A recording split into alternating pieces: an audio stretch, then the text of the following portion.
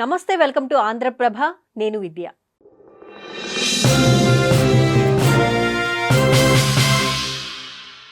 పాకిస్తాన్పై ప్రధానమంత్రి నరేంద్ర మోదీ మరోసారి తీవ్ర స్థాయిలో మండిపడ్డారు. ఏప్రిల్ 22న పెహల్గాంలో జరిగిన దాడికి సమాధానం కేవలం 22 నిమిషాల్లోనే ఇచ్చామని అన్నారు.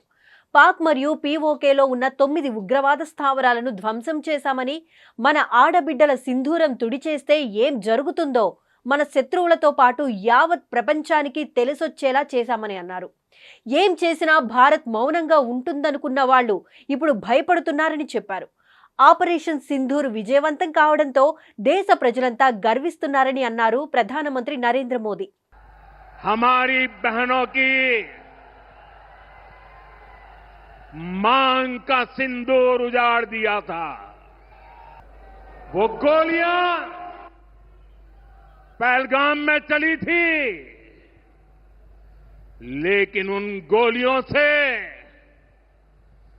140 करोड़ देशवासियों का सीना छलनी हुआ था. इसके बाद हर देशवासी ने एकजुट होकर संकल्प लिया था कि आतंकवादियों को मिट्टी में मिला देंगे,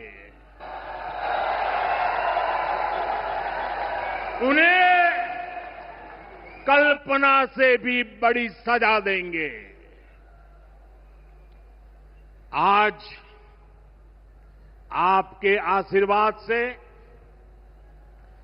देश की सेना के शौर्य से हम सब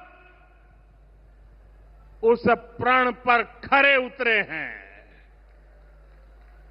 हमारी सरकार ने तीनों सेनाओं को खुली छूट दे दी थी.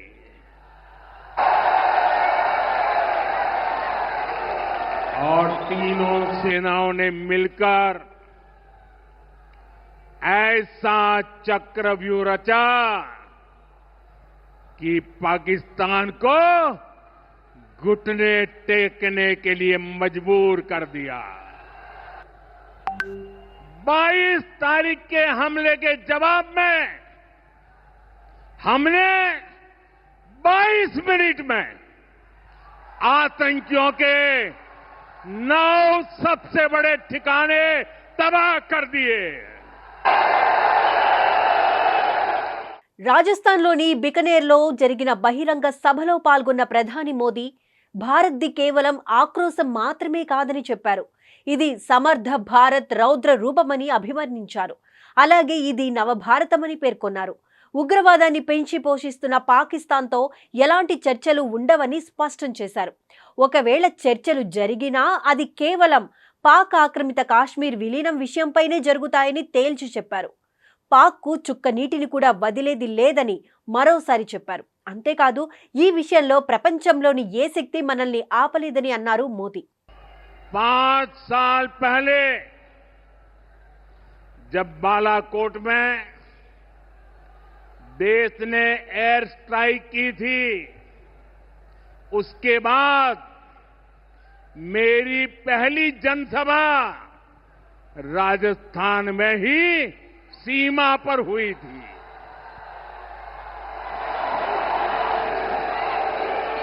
वीर भूमि का ही यह तप है कि ऐसा संयोग बन जाता है.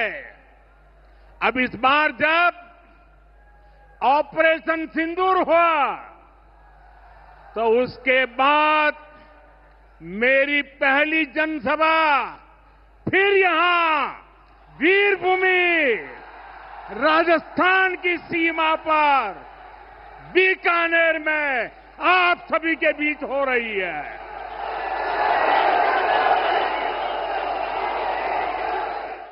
चूरू में मैंने कहा था, एयर स्ट्राइक के बाद मैं आया था, तब मैंने कहा था, सौगंध मुझे इस मिट्टी की, मैं देश नहीं मिटने दूंगा. मैं देश नहीं झुकने दूंगा।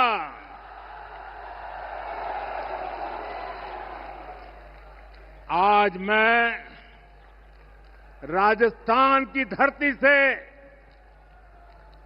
देशवासियों से बड़ी नम्रता के साथ कहना चाहता हूं, मैं देश के कोने कोने में जो तिरंगा यात्राओं का हुजूम चल रहा है, मैं देशवासियों से कहता हूं,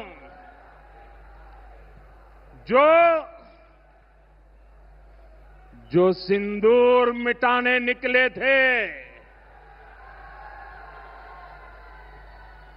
जो सिंदूर मिटाने निकले थे, उन्हें मिट्टी में मिलाया है। जो हिंदुस्तान का लहू बहाते थे, जो हिंदुस्तान का लहू बहाते थे, आज कतरे कतरे का हिसाब चुकाया है।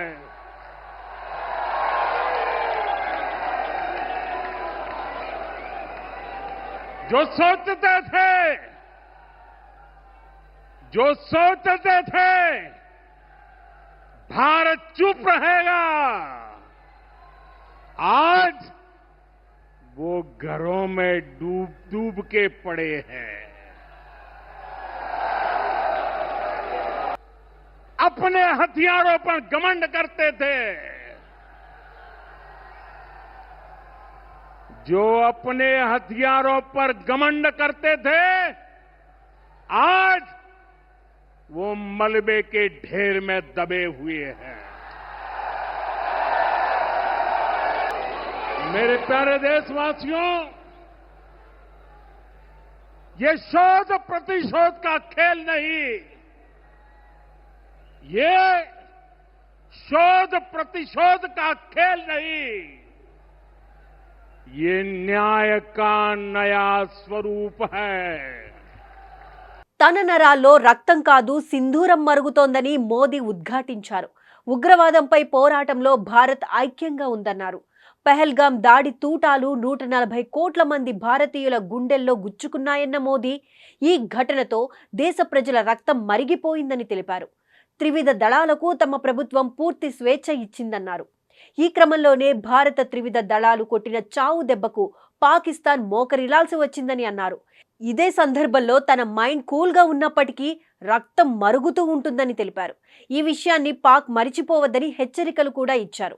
మరోసారి భారత్పై ఉగ్రదాడి చేసే దుస్సాహసానికి పాల్పడితే ఎట్టి పరిస్థితుల్లోనూ వదలబెట్టబోమని స్పష్టం చేశారు. ऑपरेशन सिंदूर ने आतंकवाद से निपटने के 3 सूत्र तय कर दिए हैं। पहला, भारत पर आतंकी हमला हुआ तो करारा जवाब मिलेगा।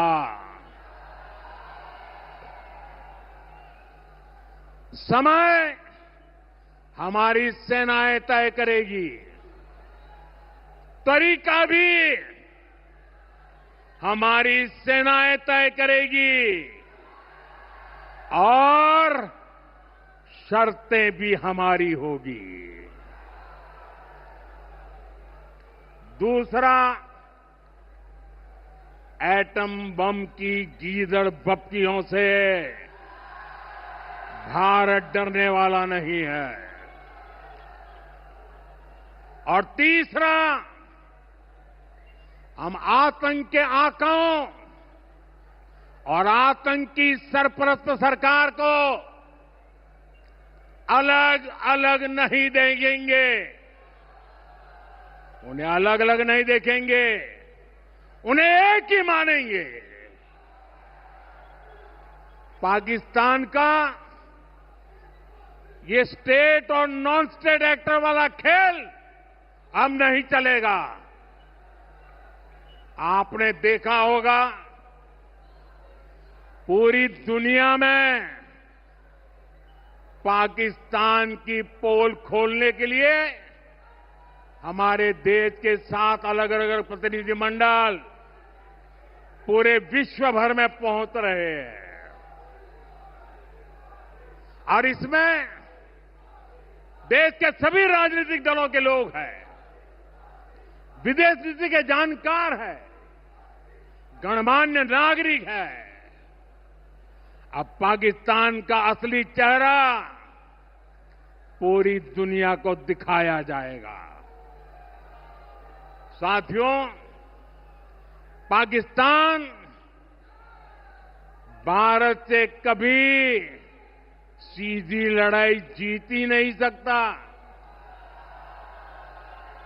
जब भी सीधी लड़ाई होती है तो बार बार पाकिस्तान को मुंह की खानी पड़ती है। इसलिए पाकिस्तान ने आतंकवाद को भारत के खिलाफ लड़ाई का हथियार बनाया है।